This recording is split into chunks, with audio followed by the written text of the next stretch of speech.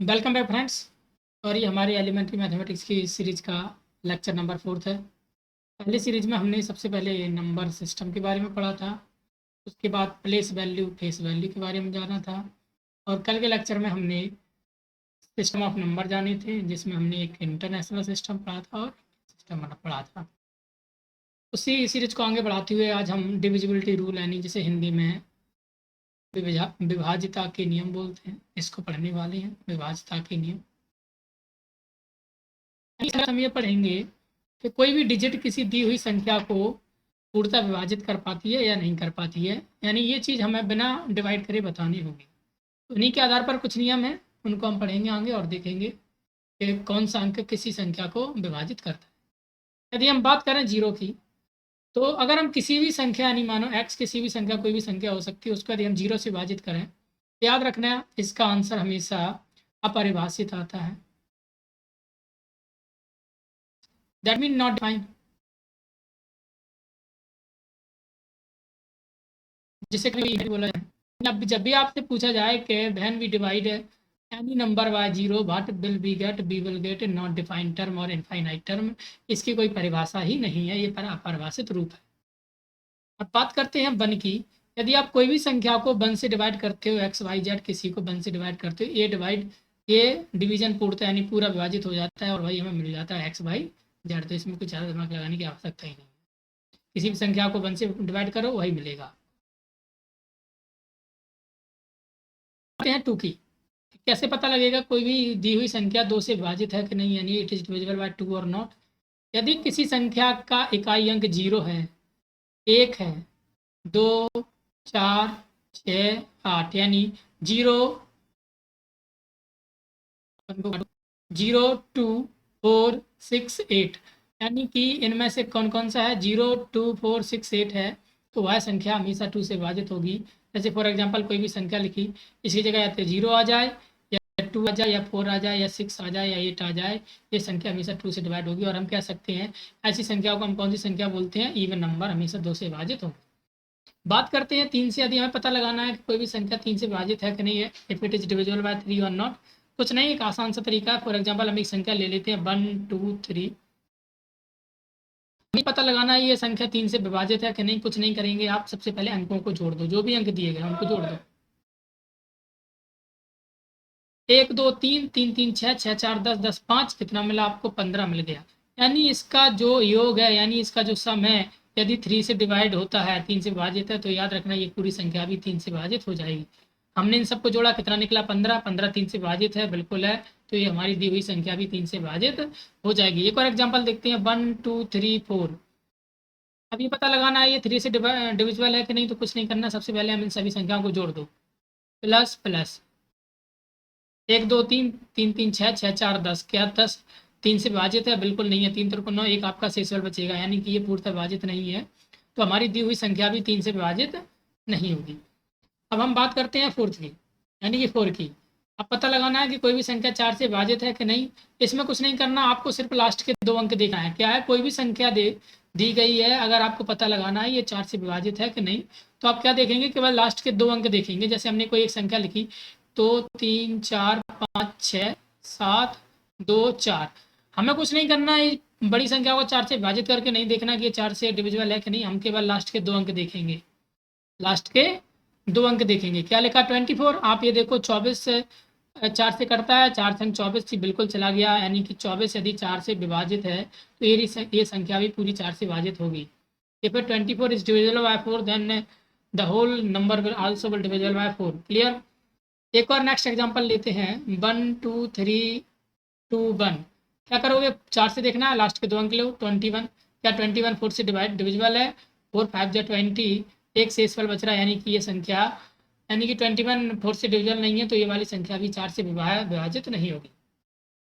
अगली बात करते हैं फाइव की, बहुत ही सिंपल है, आपको कुछ नहीं करना है। पाँच के लिए सिर्फ इकाई अंक देखना है। यदि इकाई अंक, संख्या का इकाई अंक जीरो या पाँच हो, इनमें से कोई हो, तो वो संख्या पाँच से विभाजित होगी, अन्यथा नहीं होगी। For example one two three zero, four two five six. यहाँ पे देखो इकाई अंक जीरो है जी, बिल्कुल पाँच से विभाजित है। यहाँ इकाई अंक क्या है, जीरो या पाँच में से कोई है, नहीं है, तो ये पाँच से विभाजित नहीं होगी। One two three four five, ये है, इसका इकाई अंक कितना है 5, तो ये संख्या 5 से विभाजित होगी। अब बात करते हैं 6 की। 6 के लिए भी सिंपल सा है, अभी आपने 2 और 3 का पढ़ा, उन्हीं को लगाना। यदि कोई भी संख्या 2 और 3 दोनों से विभाजित है, याद रखना वो संख्या से भी विभाजित होगी। जैसे हम बात करते हैं 1 2 5 6, इसको हमें चेक करना है कि ये संख्या 6 से विभाजित है कि नहीं। तो सबसे पहले हम ये चेक करेंगे कि ये 2 से विभाजित है। जी बिल्कुल, 6 लिखा हुआ है, 2 से विभाजित है। अब बात करेंगे 3 की। 3 के लिए हमने क्या बताया था, सभी को ऐड करो, सबको जोड़ दो जितने अंक हैं। 2 1 3 3 3 6 6 4 10 10 5 15 15 और 6 21। क्या 21 3 से विभाजित है, 37 21, यानी कि ये संख्या 3 से भी विभाजित है। क्योंकि ये 2 और 3 दोनों से डिविजिबल है, इसीलिए हम कह सकते हैं ये संख्या 6 से भी विभाजित होगी। तो आपको 6 के लिए क्या देखना, ये देख लो क्या ये 2 और 3 दोनों से विभाजित है। अगर ये दोनों से विभाजित है तो ये 6 से भी विभाजित होगी। क्लियर। अब बात करते हैं 7 की। 7 में आपको कुछ रूल याद करने की आवश्यकता नहीं है, सिर्फ एक कॉन्सेप्ट है, उसको समझ लो कि कोई भी संख्या हमें बतानी है 7 से डिविजिबल है कि नहीं।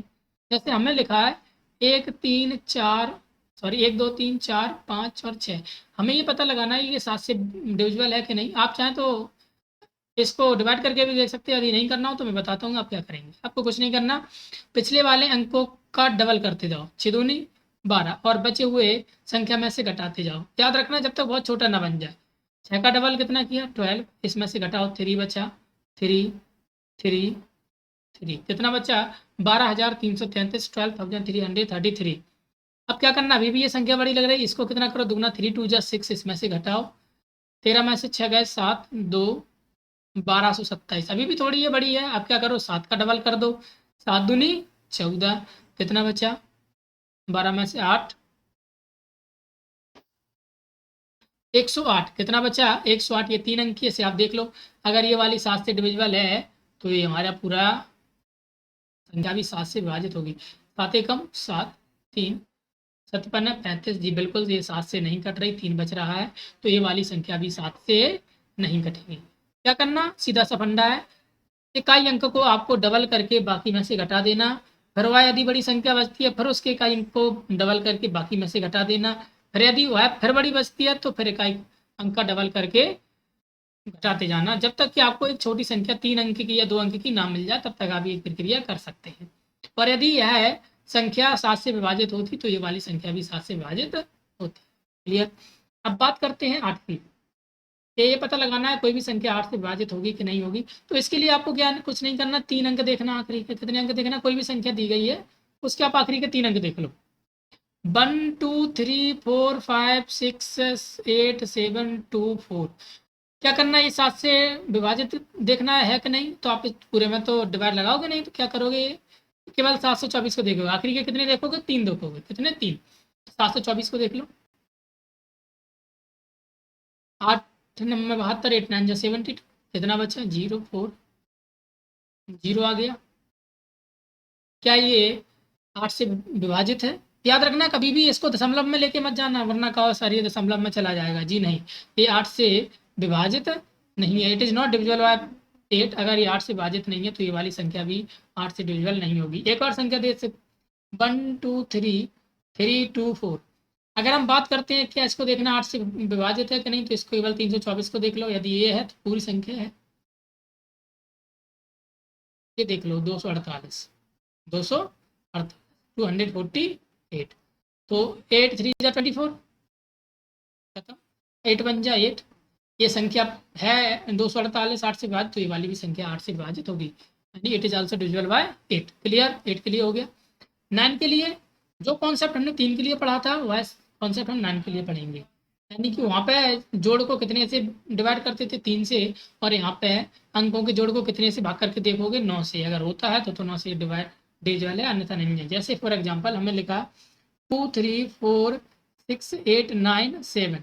अब ये पता लगाना ये 9 से विभाजित है कि नहीं, इट इज डिविजिबल बाय 9 और नॉट। तो अब क्या करेंगे, सबसे पहले इन संख्याओं को ऐड करेंगे, 2 3 5 3 2 5 5 4 9 9 6 15 15 8 23 23 9 32 32 और 7 39। 39 को हम 9 से डिवाइड करके देखो, 9 4 जा 36, 3 रिमाइंडर बचा, इसका मतलब ये 9 से नहीं कट रही 39, और तो ये वाली संख्या भी 9 से नहीं कटेगी।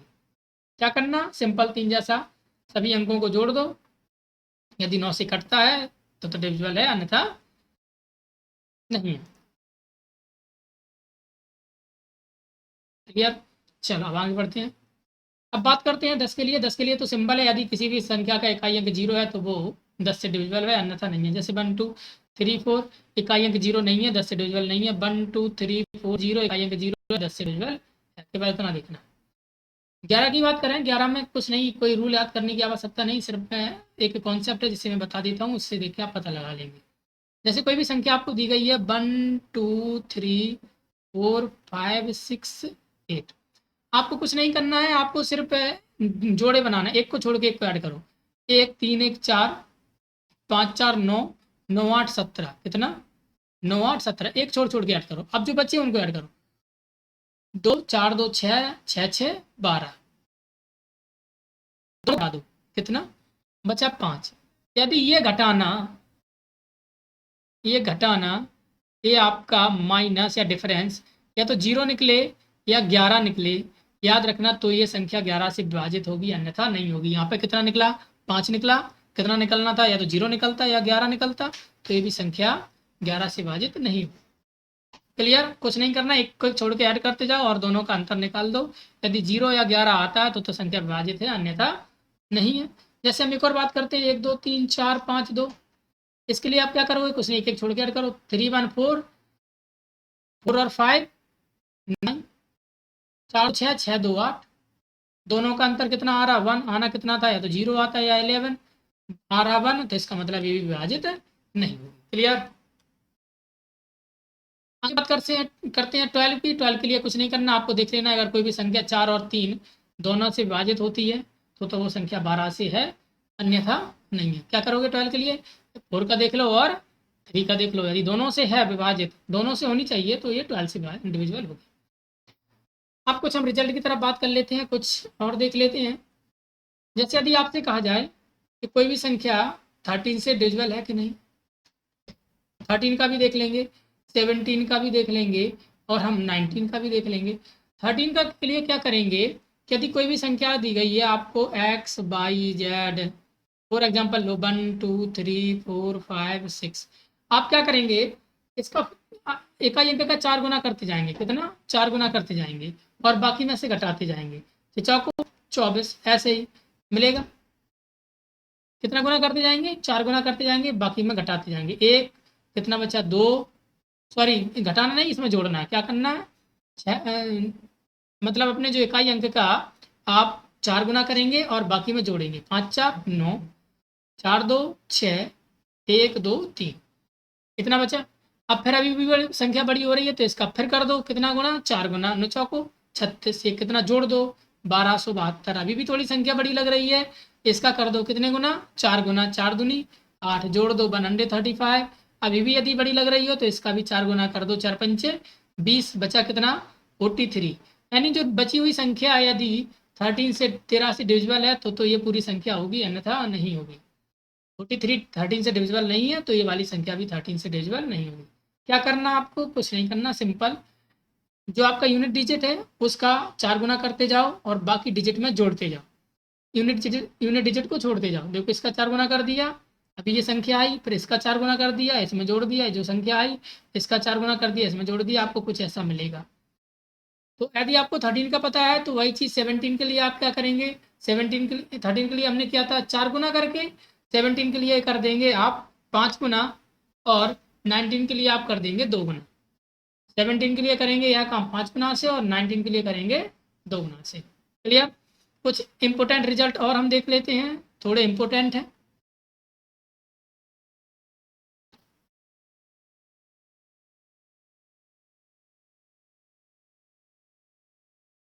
जैसे आपसे कहा जाए कि कोई भी संख्या इस फॉर्म की लगी है x/z, यानी 3 अंकों को रिपीट कर दिया गया है, तो याद रखना ये संख्या हमेशा 1001 से डिवाइड होगी। याद रखना इसको, 1001 से डिवाइड होगी। इस कॉन्सेप्ट को याद कर लेना, बिल्कुल बहुत बार पूछा जाता है।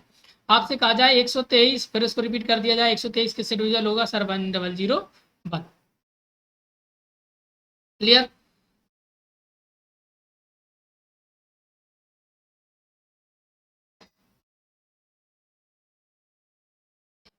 थोड़े से और इम्पोर्टेंट 2-4 रिजल्ट हैं, उनको देख लेते हैं। 2-4 स्टार पॉइंट है।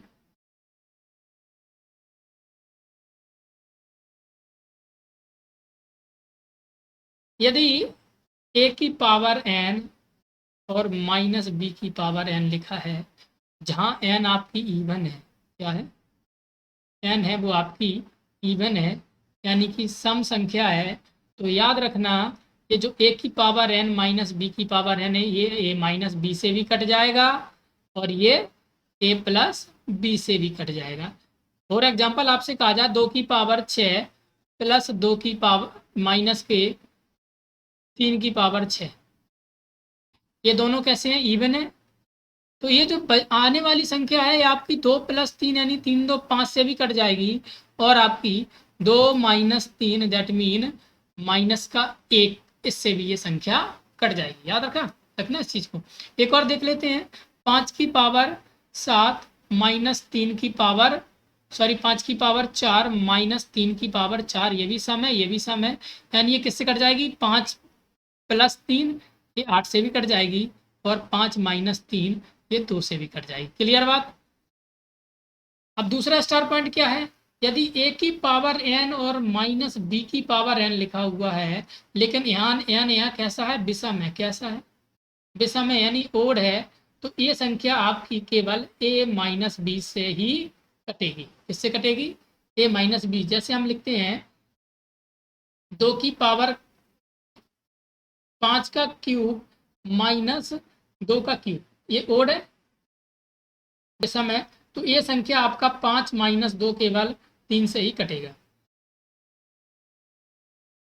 अब बात करते हैं एक और सिर्फ बचा हुआ कॉन्सेप्ट है, यदि a की पावर n प्लस b की पावर n लिखा हुआ है, a की पावर n और b की पावर n यदि विषम है, क्या है, विषम है यानी ओड है, तो याद रखना ये वाला रिजल्ट केवल a प्लस b से ही कटेगा। किससे कटेगा, a प्लस b। जैसे लिखा है 2 का क्यूब प्लस 5 का क्यूब, ये विषम है, तो ये वाला किससे कटेगा, 2 प्लस 5, जिसका मतलब होता है 7।